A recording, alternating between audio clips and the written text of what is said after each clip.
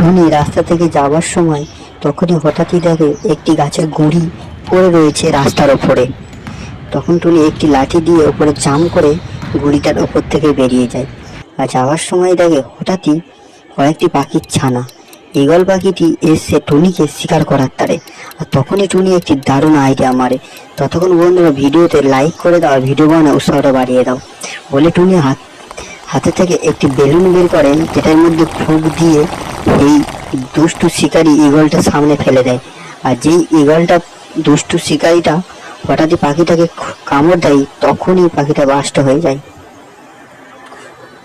টুনি দৌড়াতে দৌড়াতে হাঁপিয়ে পড়ে, চিন্তা করছিল যে কি করব।